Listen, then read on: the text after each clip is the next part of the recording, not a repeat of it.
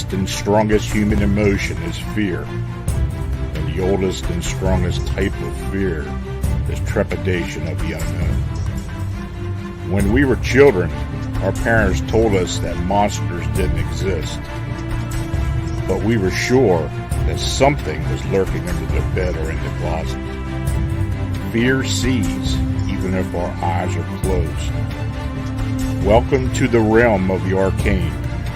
My name is Lon Strickler. Join me as I examine unexplained creatures, strange manifestations, and remarkable realities.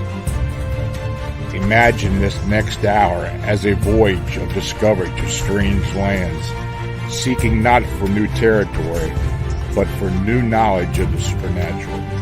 Come on board as we begin this adventure together. And welcome to another episode of Arcane Radio, where we explore the unexplained live on Beyond Explanation. I'm your host, Lon Strickler, coming to you within a cannon shot of the hallowed fields of Gettysburg, Pennsylvania. Thanks for joining us. Now, Arcane Radio and Beyond Explanation channel is made possible by you liking, subscribing, and sharing our programming. Super Chat donations are essential for us to continue offering you our unique content. Your consideration is very much needed and appreciated. So tonight, we have Seth Breedlove, and Seth is an Ohio filmmaker. He has written, edited, produced, and directed shorts and features about a variety of topics, but is best known for his production company and the films they produced under the Small Town Monsters banner. Before film, Breedlove wrote for a number of websites, newspapers, magazines, and learned some of the skills he employs as a director while working as a reporter. Now, Seth has appeared on numerous television and radio programs. In 2013, Seth began working on the concept for a series entitled Small Town Monsters. In general, he set out to capture true accounts from tiny communities, often forgotten by larger media outlets. These cryptid sightings from the 60s and 70s, for the most part, of high-intensity monster encounters. These cryptid sightings and stories were perfect for a documentary production company with a history of working in the Midwest. He was able to document cryptozoology by interviewing the original witnesses and recreating and rediscovering elements of the cases at the ground level. Now, Seth has written and produced over a dozen films, including the more recent On the Trail of the Lake Michigan Mothman and On the Trail of Bigfoot, The Discovery. So, Seth, thanks for joining me this evening. Hey, Lon, thanks for having me. Well, we haven't talked in a while. Of course, you've been busy as hell. I know that. This, I got to first, but I first got to mention this whole Bigfoot thing with you and having an encounter. What was that all about? Was that around Minerva? Yeah. So, well, there's a whole backstory to it. So, Okay. Heather Mosier, who is Small Town Monsters researcher, she basically does all the. Well, I mean, you've spoken with her. Yeah. When we made Lake Michigan. She kind of handles all the research at SDM, but her husband and his family own property right outside of Minerva, a large chunk of property on a back road that has a history of sightings. There's neighbors that have seen things. Members of his own family, including his mom, have claimed like sightings on this road. So we were aware there was activity back there, and the way it started was that Alex and Eli, who do our Beyond the Trail series, they were in the midst of this insane summer of filming that they had been in. They'd moved all over the West, from Denver, or from Colorado and Utah and the Northern California, all this kind of stuff. When they were done with it, they were going to be driving back through the area. So we told them, come to Minerva. We'll film an episode of Beyond the Trail in Minerva. And they came out, and we kind of thought it would be just like a fun, relaxing shoot with some friends for the weekend. We set up some really interesting eyewitness interviews and things like that. And while we were out there, we had some strange activity, definitely enough activity that it made us all think there's more going on out there than maybe we had anticipated. Probably the strangest thing I experienced during that shoot was there was a night where Tommy, my son, and I were sleeping in this cabin. So there's an old hunting cabin on the property, and there's no electricity or running water, and we're probably half mile from the house, kind of back in the woods, tucked back in the woods, across from this pond. But Tommy and I were asleep. It was maybe about 2 o'clock in the morning, sound asleep, and all of a sudden, what sounded like a really clear wood knock just erupted right outside the window of the cabin, woke me up. Thankfully didn't wake Tommy up miraculously, but woke me up, and my first reaction was to get pissed off, because I was like, why are I assumed it was Alex and Eli or someone doing like some sort of night ops, and they decided they were going to do it right outside the house. And so I laid there for a couple minutes, and then I decided to get up, and I walked outside, and there was no one out there. And I was like, okay, it's pitch black. You're back in the woods. It's dark. You're in Ohio, in Minerva, so you're aware there's a history of sightings in this area. So that was probably the strangest thing I experienced. But everyone in the crew experienced stuff that weekend, especially noises, strange sounds, a lot of wood knocks. So there were enough happened that I said, why don't we come back out and start, maybe filming sort of a series out here. And we decided to call it the Bigfoot Project. So the first weekend, again, we didn't really anticipate anything happening. In fact, the original idea behind this show was that it would be Heather and I, and then each episode we'd bring a different researcher and investigator with us out to the property, and we would talk to them. And I kept saying it would be like a podcast with an investigation component. And so that's what I assumed. Nothing would happen, and we'd just go out in the woods. And so it's the first night out there, and it was me and Heather, and then Tommy, and then her 3 kids, who range in age from like 6 to 10, and then her husband. And we're all back there. We had a fire going. The kids were actually up at the cabin watching their something on the iPad, and we started getting wood knocks.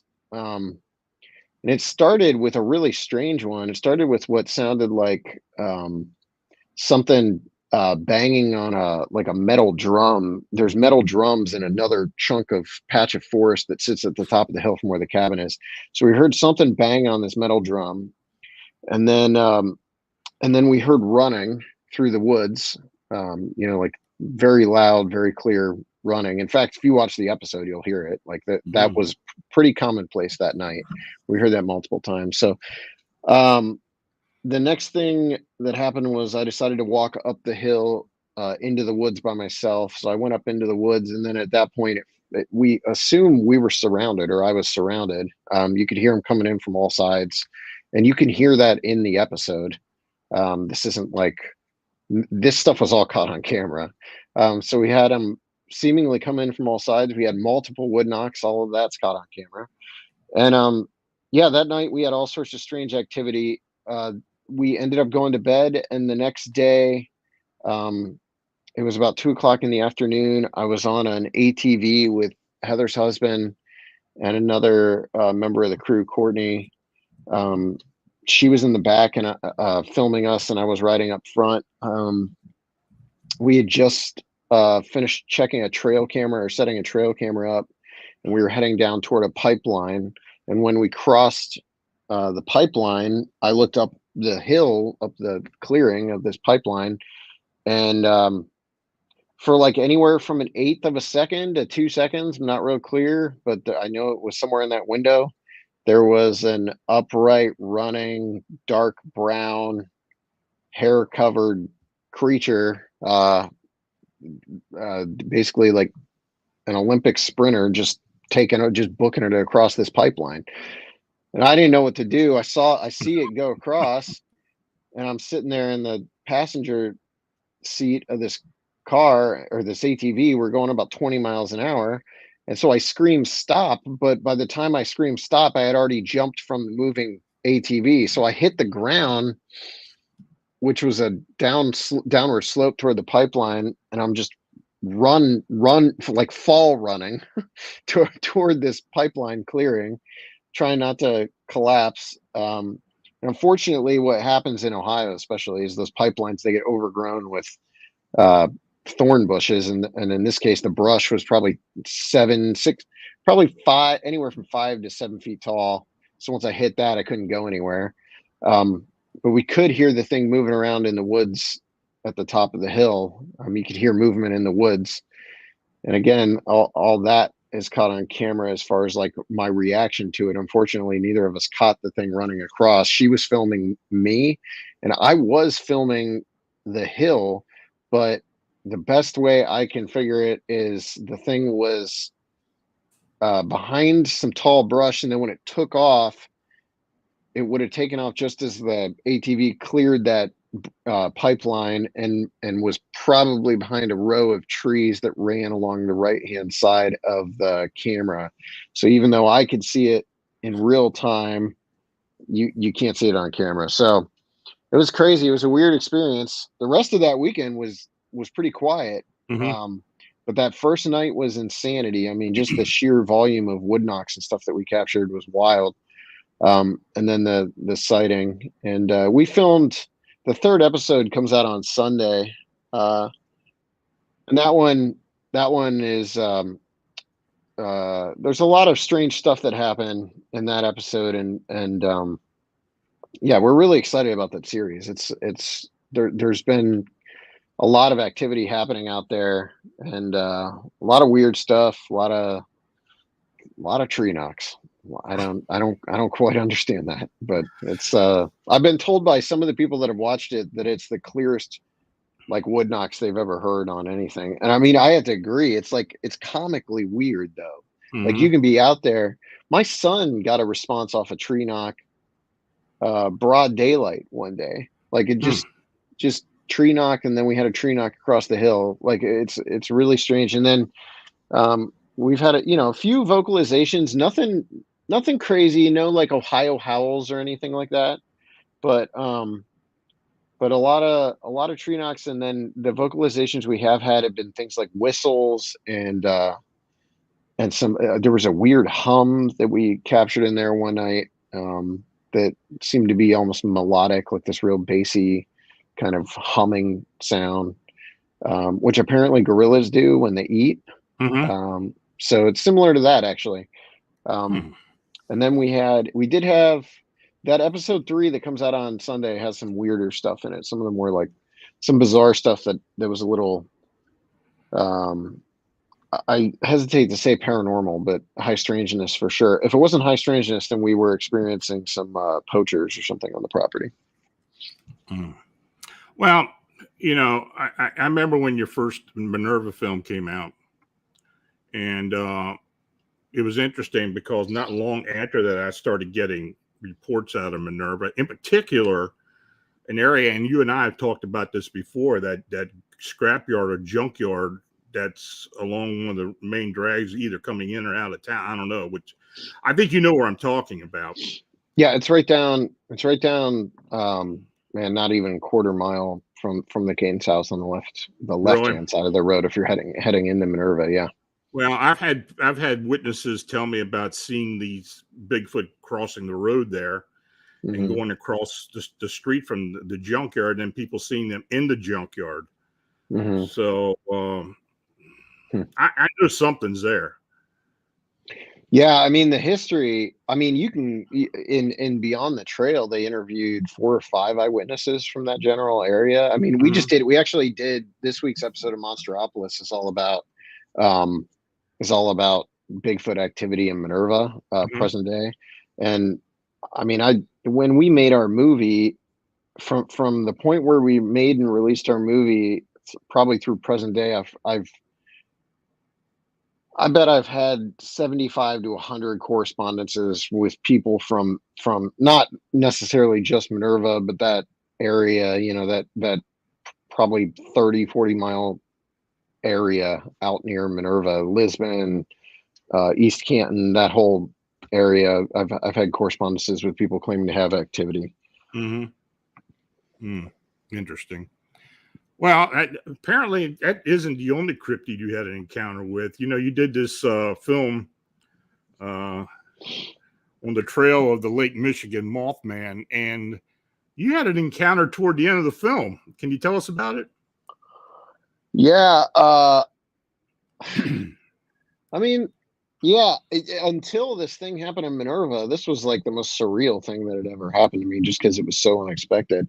And just like, disclaimer, I don't believe what I experienced was necessarily Mothman. I'm pretty sure what we happened to see was a gray horned owl. Now, there's a lot of people who are disagreeing with me on that, but personally, I think we saw a gray horned owl, which in itself is pretty cool. Like, to be in Chicago and encounter anything is pretty cool. But yeah, we were there. We were in Chicago. We were only in the downtown area one night, which, if you know, which you do, I mean, the amount of activity that's taking place in Chicago isn't necessarily relegated to just downtown. So we only spent it was an abbreviated shoot anyway. So we only spent one. You were over by the Ambassador, right? Downtown. Yeah, we were at. Is that what it was? I can't remember the name of the hotel. I think that's the hotel you stay. I don't really know it, but I think that's it's one of the famous ones. It's like right downtown. But we were. It was kind of like, I don't know, early evening, maybe later evening. It was probably like 9 o'clock, 10 o'clock, something like that at night. I don't remember the exact time right now, but we were hanging out. We were done filming for the day, and everyone was just kind of hanging out, talking. And I got bored and decided to grab my camera and go outside to do B-roll, which, if anyone that's been on a shoot, that's pretty common practice for me. My favorite part about this stuff is kind of exploring on my own, which downtown Chicago might not be the best idea, but I decided to grab my camera and I headed out. And I came out onto, it's basically like this side street off of Michigan Avenue. So we're right on Michigan Avenue is right there. And I'm like right downtown, right? The hub of everything, right? And it's early enough in the evening that there's traffic and people being let out of cars. And there was a taxi cab with a family getting out of it when I walked out. And I got maybe like 2 shots off before this happened. But basically, I walked out of the hotel and I was getting some B-roll. And the first thing that happened, or what alerted me to what was about to happen, was I heard wings, like the flapping of wings. And I was facing away from Michigan Avenue, and the sound was coming from Lake Michigan, from direction of Lake Michigan. And so I spun around and I saw this thing before I knew what was going on. And I'm looking at it with my eyes. I've got my camera running. My camera was running at the time, and I was filming at 120 frames per second. So I'm filming in slow motion. And so I spin and I get this thing on camera, and it comes down, it goes over my head, takes off high, goes airborne. I mean, it's airborne already, but it gains altitude really fast. And I mean, before I knew it, it was out of sight. What was really interesting about the event was that no one else on the street reacted to it. Like, literally no one else in my immediate area reacted to this thing at all, including like this family getting out of this taxi cab, checking into the hotel. There were people sitting. There was like a concrete wall that runs, along the exterior of the hotel. And there were some people sitting on that. I mean, literally, I'm the only person out there reacting to this giant bird flying overhead. I don't know. It was real weird. It was at that, like I said, at that point, it was one of the stranger things that's ever happened, just because I'm not used to actually seeing things during a shoot. It never happens. I have had so many people tell us that, I'm there seeing this thing and nobody else is reacting to it. It's like you were picked out to see it. Mm-hmm. Now, you're there shooting a film about this creature. Mm-hmm. Maybe that's the case. I don't know. I've heard some strange things associated with this phenomena there. Yeah. And, what I saw of it, now, of course, it was somewhat dark.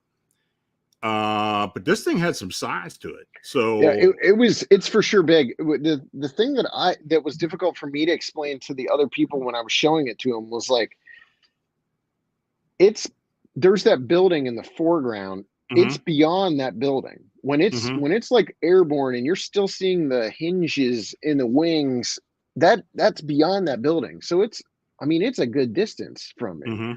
And you can still make out detail, and that's with all the noise and the grain from the camera, even though because it was nighttime, it was dark. And it was big. It for sure was big. I mean, I still believe Great Horned Owl, but who knows? Well, I tell you, all I can say is, folks, get the film and look at it. It's toward the end of the film. I was kind of shocked by it. It's very distinctive. I mean, of course, it was dark, but I tried to lighten it up a bit, the background and some on it, and I really can't tell how big it was, but it was big. Yeah, it was further past you than what you thought it would have been, and I remember the folks you were with commenting about that, and So. There was a weird vibe that whole trip. Just in general, there was a lot of like a weird kind of atmosphere, and I don't know if that's just because there's a lot of controversy behind that story. So I'm sure to some extent it's that, because we've never dabbled in something that had so many parties that were so conflicting in like their outlook on the case. So that itself is gonna create a weird vibe. But no, I mean, even beyond that, there's just some strangeness. Like we went to Indiana Dunes, and I actually like there was some weird stuff going on there. We kept running into that Oz stuff too, which I was the only one in our group who thought that was interesting. But there's this whole theory that some of the folks that we interviewed have worked up that involves like Oz, which I'm still not real clear on how that works and what the backstory is with it. But there was this like weird thing. There was this weird theme of Oz and L. Frank Baum constantly coming up. Like even the hotel we checked into in Indiana Dunes. Yeah. Even in the hotel we checked into in Indiana Dunes had Wizard of Oz stuff all over the walls. Is that right? We couldn't get away from it. It was everywhere we went. We kept running into everything was Oz and Al Capone. But we're in Canton. We have Canton, Ohio here, so like we can't escape Al Capone even in Ohio. Right. Well, the first major sighting we had in 2017 was at Oz Park. Yeah. And of course, the story about that, it has all those Oz figures there in the park itself. We had a sighting out of Indiana Dunes. Yeah. We had we interviewed a guy who had a sighting out there too. Yeah. From there west out into Hammonds in that area, there have been some sightings. And so you talked about the film itself. After doing the film, and you didn't even really touch much on what's going on out of the Hera. You mostly grabbed some of the earlier stuff, but the whole Hera thing is just absolutely crazy. What's going on out there? Yeah, no, it's like this movie really could have been like the first chapter in like a series. It's not going to be, because like I think I've said all that I want to say about this particular case at this point. It's like it's like one of those things where, like, I don't know, man. The amount of I just can't. I've never been good about dealing with different parties coming to me to complain about other. Like it's just a constant with this case. Yeah. And it's like one of those things where I'd rather just do stuff with and I'm not specifically calling out any one party. It's just one of those things where like I hate dealing with it. Yeah, well, I'm the same way.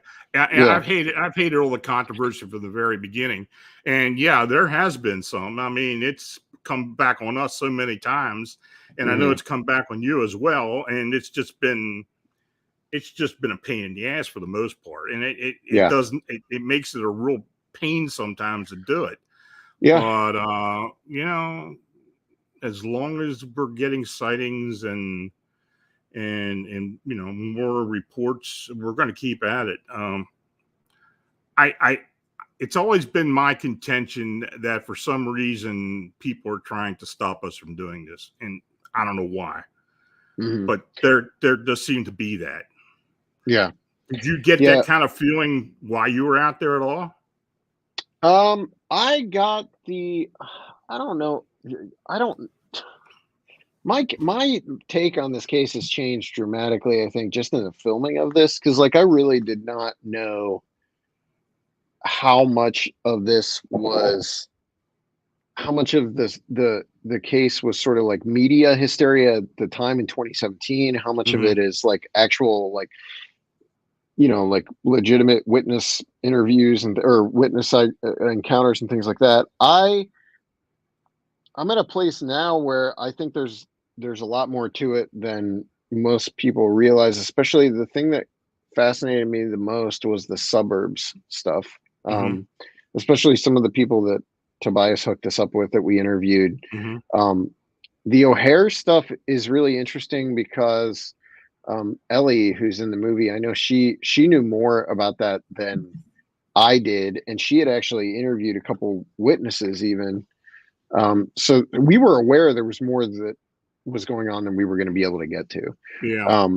Part of our movie too, I mean, it's a movie that's more about the actual investigation than it is about the encounters, and that's not something we traditionally do. I wanted to focus on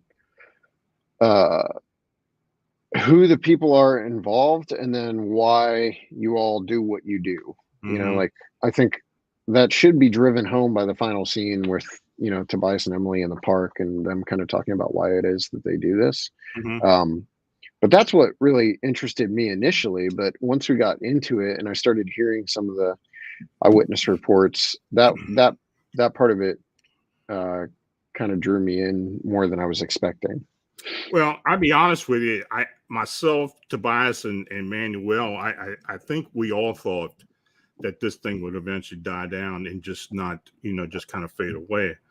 But when this all started out at the airport and consistent sightings from reliable witnesses, pilots, cargo people, it has steadily increased to the point where this past sighting with the three beings being videotaped, and then TSA and American Airlines putting the kibosh on these guys and threatening to fire them if they didn't give them the video, and actually watch them delete it off their phones. That's getting a little hairy there, and I don't know if we're going to hear much about that. Personally, we're going to hear some feedback because of that. I don't know, but it's gotten to the point now where I think it's going to have to come to a head soon, and look, I'm looking for answers. I want to know what the hell this thing is or what these things are, and that's why we're sticking with it. And so maybe one day we'll have some more answers to it. Who knows? Yeah. There's, I was interested too in the similarities between the 60s stuff, if there are any. That was something that kept coming up during our interviews, was like, asking all the various people involved, including yourself, like if you see any similarities between the 60s stuff. But it's hard to tell when it comes to Mothman. It's so hard to tell how much of the Mothman story has just been built on over the years, like how much of it is just sort of mythology, modern mythology, and how much of it is fact or a loose interpretation of what was happening in the 60s. Like Keel added a lot to that story, and I'm not just Yes, he did. I'm not just taking shots at Keel, but like anyone that knows anything about the actual events that happened in the 60s know that Keel built on to the existing story. And I'm not necessarily saying he fabricated it, but he definitely took some creative license with certain aspects of it. Yeah, he did. And he couldn't help but insert himself into it in a way and make himself like the central player. So there's that component as well that you got to take with a grain of salt. To me, the best person to go to for the 60s stuff, like actual fact, if you want to know what happened, it's Jeff Wamsley. Yeah. Like, I just don't think there's anyone else that has that level of knowledge. And he comes at it from such a grounded perspective. Like Jeff doesn't, I don't even know if Jeff believes the Mothman was real. Like, I just know that Jeff is the guy that documents it, takes the actual witness reports from that time period, especially. And that's what you're going to get when you talk to Jeff. And it's not going to have any of the additional, ancillary added on details that some of the other sources do. Is somebody else taking over the museum for him? Not that I know of right now. I know that eventually, I think the plan would be to have Ashley take over at some point. And I know Ashley's supposed to have definitely some involvement in the festival. She's always had a lot of involvement in the festival. And she does a lot with like putting on events and stuff there. Right. But I don't know if I could be out of the loop on that, but yeah, I don't know. They've got like the Disney World of cryptids and the paranormal going on in Point Pleasant right now, because you've got they've got the museum, they've got 2 different stores. It's like it's getting to the point where you could go down there and make a whole weekend of it. Well, that whole Mason County area, I mean, we get sightings down there all the time of all kinds of different stuff. Yeah. And it's just a crazy place. And the energy is just palpable there as well. Yeah. So who knows? Yeah, it's a weird spot. A lot of obviously a lot of UFO reports out of that area, but there's a ton of Bigfoot stuff that happens down around. I mean, Gallipolis or Gallipolis, depending on who you're asking how to pronounce that, is that's the ape reports from the late 1800s, which is one of the earliest reports of Bigfoot in the state of Ohio. That's Gallipolis area. I mean, there's a history there. I mean, even the Birdman stuff from the World War II, World War I time period, predated the Mothman. Yeah. So, and let alone all the historical stuff that with the indigenous, the Shawnee, and whatever's there before them. It's just loaded with energy. There's a lot going on there. The whole state's like that. I mean, I just got back from I was in West Virginia for 4 days. Just this past week, went down there and did some hiking around Davis, Canaan Valley, that area. And I mean, you can't beat that state for the varied topography and the scenery, and but there's a genuine there's a beauty about that state, but there is like an underlying sort of like weirdness to everything. Every place I go. But it is it's my favorite state. Oh, really? And oh yeah, by far. And we've been, I've been at this point to almost every state in the union. I mean, I just went to Colorado and did hikes and stuff in September, and some of the scenery I just saw in Davis this past weekend outdid Colorado. I feel like every time I go there, something surprises me or amazes me about that state. I love it there. Well, another film that you gave me the opportunity to watch was On the Trail of Bigfoot: The Discovery, which was a beautiful film. I mean, what all your films are, they're very, very well done, very well edited. And you documented the Olympic project and the research team there on the peninsula. Tell us a little bit how that got going and some of the things that were highlighted in the film.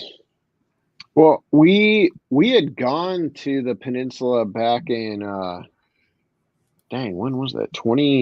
Guess it would have been 2018 we went. Mark Matsky and I.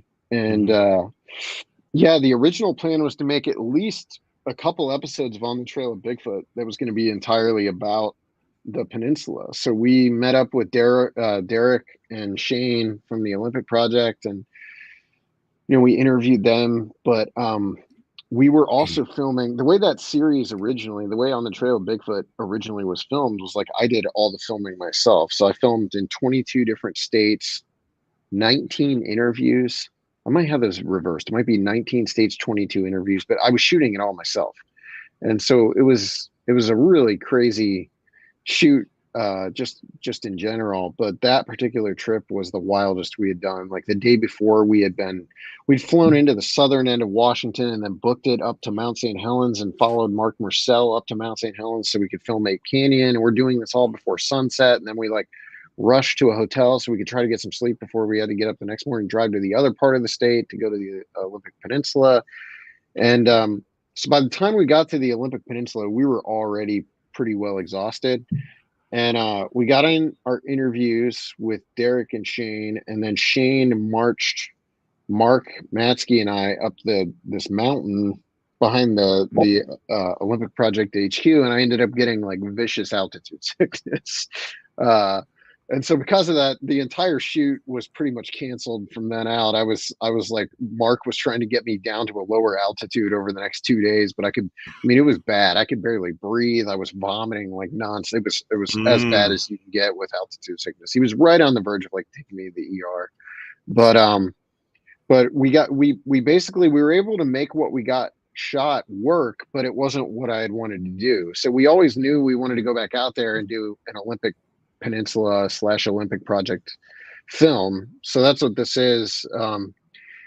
It was originally supposed to be like really expansive. Like I wanted it to be this big, broad look at like the history of activity, like Bigfoot sightings on the Olympic Peninsula and how that inspired the Olympic Project to start. And then, like the nests would be this small sort of like side angle to that. And instead the movie's pretty much about the nests. Like it's very much about this one discovery that's been made by the Olympic Project, which are these purported nests that they discovered on a finger ridge somewhere along the Olympic Peninsula, and how that's impacting the group, how the group goes about capturing the evidence that they do, and what inspired them to get involved, and then some of the experiences they've had over their years investigating Bigfoot on the Olympic Peninsula.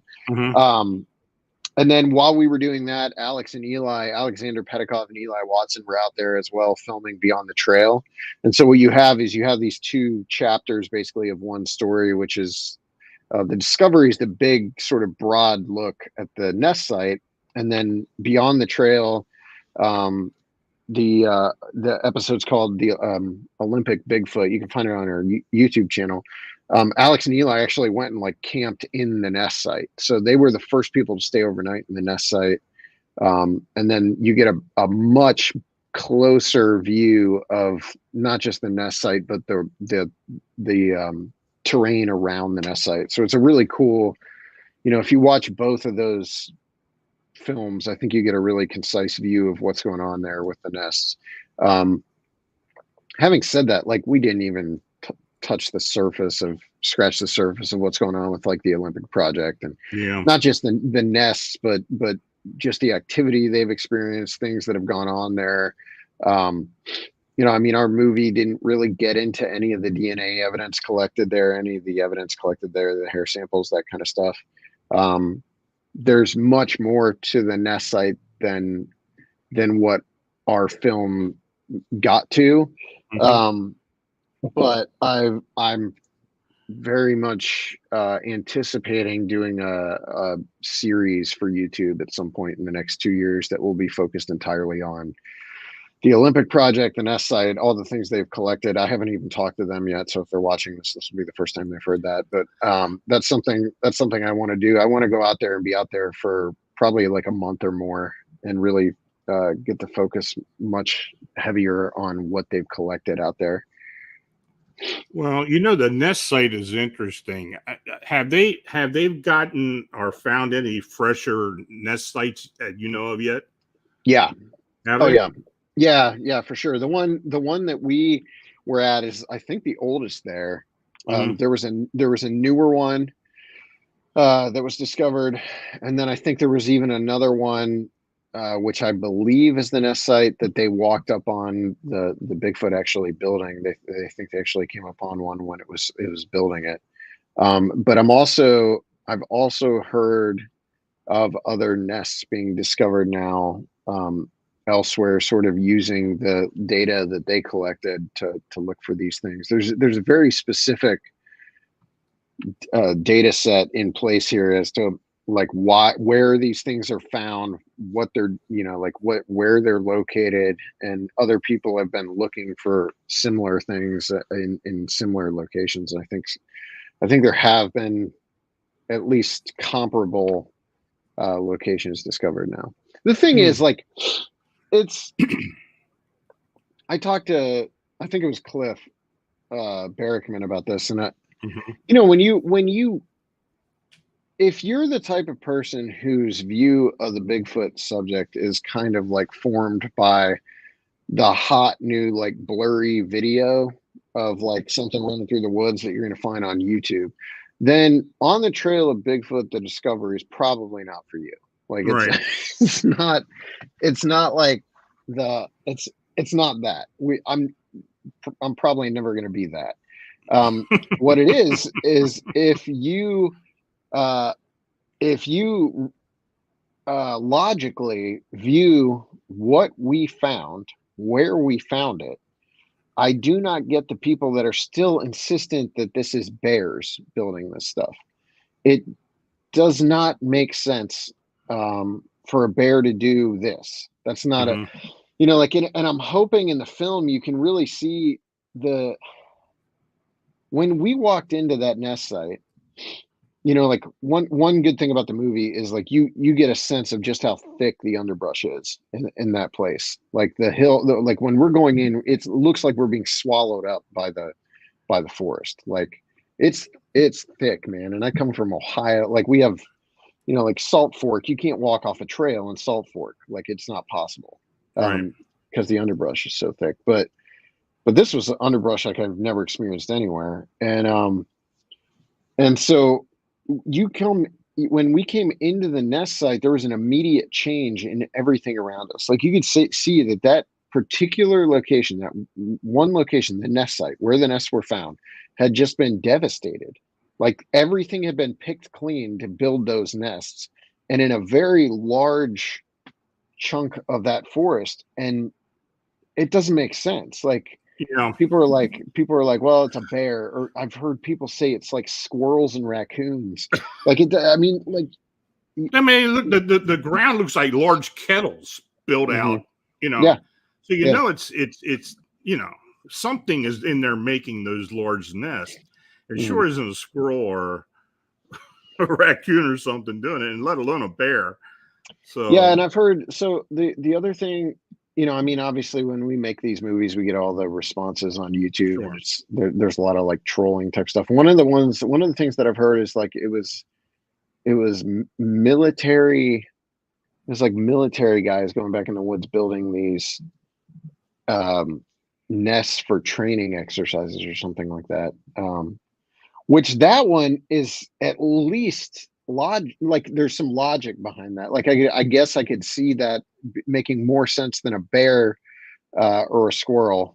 But even that one kind of stretches the boundaries of the imagination. I mean, I just, Mhm. it's one of those things where I think over time, this will be a much bigger piece of the puzzle, Mhm. than people are realizing. I think the nest site is going to be a very big piece of the puzzle. I think between that and some of the stuff that's gone on in, like, Area X and the Washitas in Oklahoma, and then, man, I'm honestly hoping there's some stuff that's going to come out of Minerva, because I feel like there's, like, the things we're experiencing there. If we can document some of that stuff, um, I think all of this, if we can put it all together, maybe over time we can build a better picture of what's taking place. I don't know. Nothing. I mean, I hesitate to hope that I will somehow be involved in capturing some sort of evidence relating to Bigfoot, but man, I mean that spot in Minerva is like it's if it's ever going to happen, that seems like the perfect place because Yeah. there's not that much habitat for them to hide in out in Minerva, Ohio, compared to someplace like the Olympic Peninsula or the Ouachitas. Like you're in Ohio, patchy forest. Well, this is what gets me about you talk about Ohio. I think about Pennsylvania and Maryland. It's nothing like it is out in Washington. It's it's all hardwood forest and with some underbrush, and you can see through these forests. And some of the sightings you get, it's just you wonder, well, where are these things hiding at? Mhm. It's amazing. But the amount of sightings we get in those two states, Yeah. Pennsylvania, Ohio, is just ridiculous. That's the big thing right now, actually, with the show, with the Bigfoot project, has been kind of like trying to put together the pieces of where these things might actually be hiding. Because especially in that particular location, that some of the forest around that property that we're staying on has been deforested to some extent over the last 2 years. What's up, buddy? Can you go back in there? Yep, Jeep. Okay, I'll be in a minute. All right, head in. I'll come get you. Hungry. Okay, come get you a snack in a minute. But yeah, the amount of activity and what we're experiencing, and then you're looking at a property. I mean, their property is about 400 some acres, like maybe 470 acres, but it's adjoined by property that's owned by either close family friends or family. Mm-hmm. So we can get onto all these other properties, and it is Ohio. Like you do have that thick undergrowth where these things could maybe go into some of the more dense undergrowth and create something like those nests that we're seeing out in Washington. That's something I want to look for there. I want to really try to like bushwhack into some of those dense brushy areas and see if we can't find something comparable to that. I think that would be like, if we could find something similar on the East Coast to what they're finding on the West Coast, that'd be pretty amazing. That would be amazing. And quite frankly, I have heard nothing like that on the East. I mean, I don't even think I've ever had a report of anything like that. No, from I what haven't I either, saw but from your film, yeah. The only thing about that is that huckleberry. I know they're using that huckleberry. I don't even know if we have that type of huckleberry here in Ohio. Like because the huckleberry out there is those big, thick like the pretty Right. decent sized leaves. We don't quite have that. They're also like real tall. They're like, it's like mini trees or something, and we don't really have that here. So I don't know if that's going to affect that or not. But you would also expect if we're dealing with some sort of undiscovered primate or something, which is my personal opinion on this thing, that they should operate the same on both coasts, right? I mean, unless we're going with like the multiple, types theory. I don't know. It gets you think. Like the thing about Bigfoot is when I got into it, it was just this fun kind of like urban myth, like urban legend kind of thing. Like, oh, there's monsters living in the woods behind your house. And then when you start to experience the stuff, when you start to experience it, your outlook on it and the way you think about it changes dramatically. Like you start to wonder, like, how the heck do they live out here? How the heck do they function? Like it's just it totally changes the way you talk and think about the topic. When I had my encounter, I never even thought about Bigfoot. I mean, I heard about the Patty film, and I heard about maybe the Boggy Creek film. That was about it. That was 81. But when I had my encounter, I'm thinking to myself, is this a Bigfoot or what the hell is this thing? And but I was hooked. I mean, I wanted to find out after that what the hell I was looking at. And yeah, and it's something you never forget. And of course, you know that. I mean, now you're experiencing things as you're doing this. Right. Makes you think. Yeah. No, it totally does. It's been fun too to kind of watch other people around me, kind of have the way they view it adjusted somewhat as well. We took Les Odell with us out there for episode 3, the one that's coming out on Sunday, and that was interesting too, because Les is much more like I wouldn't say he's in the like paranormal camp. I think he's open to whatever, but he's probably more in that like open to whatever camp than I am. And so his outlook on it was very different from mine. And I mean, there is stuff. That's the other thing about being out there, though. There's strange stuff happening out there that kind of flies in the face of like the typical flesh and blood ape theory. I don't necessarily think the activity's connected though. Like we've had this weird like electronic humming that's happening at night. Keep in mind that there's a power line, very very large power line at the top of the hill. So whenever I talk to people about this, they're like, "Oh, it's just the high tension power lines." I'm like, no, right. It literally shakes the cabin. Like I've been woken in the middle of the night by humming that was so loud that the windows were vibrating.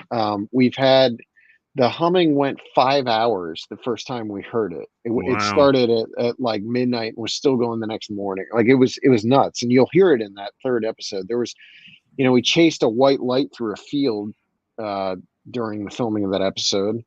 And that was pretty strange. We also think that could have been like deer poachers or something like that, because you are out in the sticks. The only thing about that is, like, I don't know, you got to have like a death wish to run around in those woods on someone else's property, like, in rural Ohio on farmland. That's, people keep telling us we're being hoaxed, and I'm like, okay, well, we're gonna know soon, because if they're hoaxing, they're gonna get shot pretty soon. Yeah.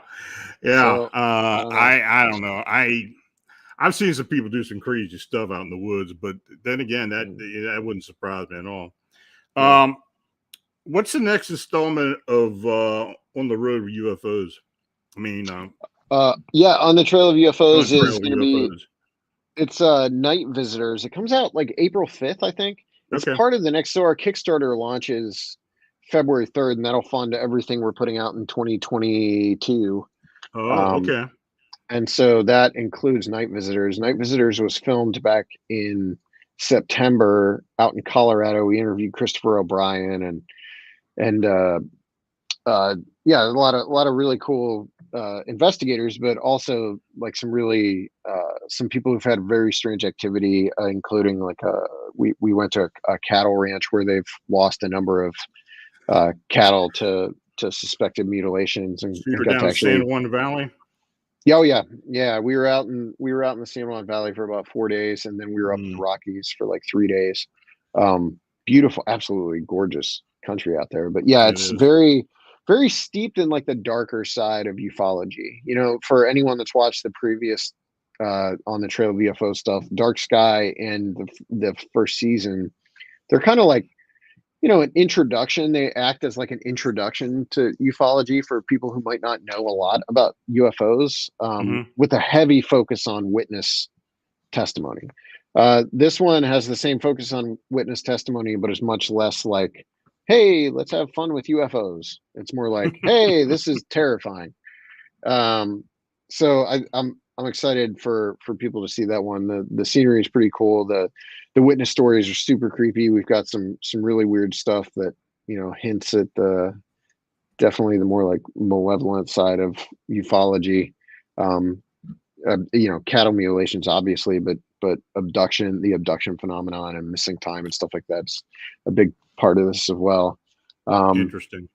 Yeah, I think it's going to be a really, really cool installment. I also think it's going to be the last film in the series. I think it's going to be the last On the Trail of UFOs film. I think On the Trail of UFOs is going to move over to YouTube and become an episodic series again. We did season 1. That's how it began. And I've always wanted to get back to that. So I think that's where we're going to head after Night Visitors is back to doing the episodic series, and hopefully on YouTube. YouTube's going to, over the next like 2 years, that's going to become a huge part of what we do, in addition to the films. Yeah, I made up my mind that I'm going to start getting more involved in ufology again, as opposed to what I used to. I mean, I used to be earlier, and kind of weaned off on it, but there's so much out there now, and there's so much good and there's so much bad. You kind of got to wade through it all.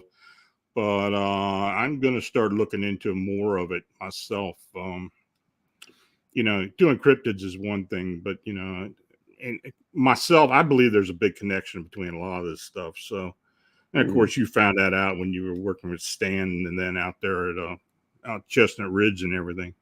What people think about the connections. Yeah, we're gonna get into some of that actually too. We're doing an On the Trail of Bigfoot series entirely based on the Chestnut Ridge. Oh, really? For YouTube as well, yeah. Interesting. So, yeah, I'm excited to get back over there because I love that Chestnut Ridge stuff. Yeah, it's some pretty interesting things. Yeah. I mean, I've experienced some stuff out there too, so I know. I mean, I do get a wild story from there occasionally, and I know plenty of people who live near there.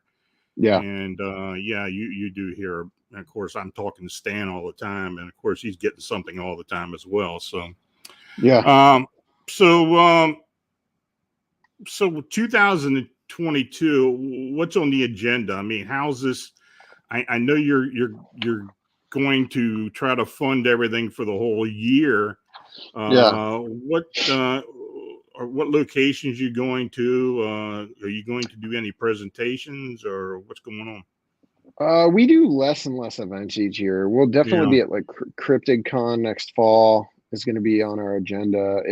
If Mothman Festival happens, we'll be there, but that's about it as far as events I have planned right now. Wild and Weird West Virginia, we'll probably do that, but we've got, we're making On the Trail of UFOs Night Visitors. That'll be out. We're doing On the Trail of Bigfoot The Last Frontier, which is an Alaskan Bigfoot movie, and the follow-up to On the Trail of Bigfoot The Discovery. We're doing Jersey Devil movie. That'll be our big like legend movie of the year. We're actually going tomorrow to do, or not tomorrow, but Sunday to do location scouting for that. So that's going to be our big kind of like big budget cinematic movie of the year. And then we're making this movie American Werewolves, which we're super excited about. It's like a Twin Peaks inspired look at the Dogman phenomenon. If that makes any sense. I've been watching a lot of Twin Peaks this year, and the movie's definitely got some of that in it. But and then YouTube, we've got Beyond the Trail is going twice monthly. There's going to be 2 episodes of Beyond the Trail each month. We're going to do more of the Bigfoot Project, and the Bigfoot Project won't always be at the location in Minerva. We've already talked about going back to Area X and the Watchtaws and doing some stuff there with it. We're going to do some overnights at witness houses and locations where there's witness activity, things like Bigfoot activity on witness property. And then On the Trail of Bigfoot, The Ridge. And then we do Heather does a podcast called The Lore You Know, which is also a video cast, kind of like what you do here. And then Mark and I do Monsteropolis with Heather as well. So there's a lot. We have more. We're actually filming the first episode of something else at the beginning of next month. So that we haven't even announced yet. So there's always stuff going on. We're planned out through 2023. So we always try to have everything planned basically 2 years in advance. So, well, unfortunately, COVID hit you 2 years, and let's hope this, everything pans out to where you can do what you want to do. Yeah. So Seth, tell everybody how they can get a hold of your films and get a hold of you. Yeah. So we're on most social media platforms, Instagram and Facebook and all that kind of stuff. The Kickstarter launch is February 3rd. If you're interested in getting copies of the movies and all that kind of stuff, you can back the Kickstarter. We have most of our movies anymore are available on all the major VOD platforms, so like iTunes and Amazon and Google Play and all that kind of stuff. Some of them are on Tubi TV right now. Amazon Prime has decided they're banning all nonfiction independent content from going to free Prime, which is very strange. They started doing that about a year ago. So none of our movies are available on Amazon Prime right now, other than some of the older releases. None of the new ones will be free on Prime. Oh, that's which a is one of shame. the, yeah, I mean, they're hitting a lot of, it's not just like a paranormal thing. It's literally like anyone that's making documentaries has gotten slammed with this. So I'm not real clear on why they did it, but they did it. And so that's one of the reasons we're really focusing heavily on YouTube. But yeah, you can watch all of our stuff on YouTube. Just look up Small Town Monsters and subscribe to the page over there as well. Sounds good. Well, Seth, thanks for coming on. Keep me updated. You need anything, you know, all you got to do is contact me and ask me. Thanks, Lon. Okay, you take care now. You too. Bye-bye. So if you have an unexplained encounter or sighting, feel free to contact me through the Families of Monsters blog site. I want to again thank Seth Breedlove for joining me this evening, and thanks to each and all of you for watching and chatting. And if you made a super chat donation, it's very appreciated. Your support is what makes this all possible, so please like, subscribe, and share. Now, next week, I have Eric Mentel and a few other folks from the Bucks County, Pennsylvania Paranormal Investigations team. They'll be discussing a few of their investigations, including a trip they had to southern Wisconsin in order to look into the Beast of Bray Road phenomena. So that should be very interesting. And I just want to mention, I have a new book coming out in February. Don't know the exact date yet. It's going to be titled The Meme Humanoids, Modern Myths and Real Monsters. It'll be released sometime during the month, but we just don't have a date set yet. So again, until next week, stay healthy, have a safe and enjoyable weekend. Good night.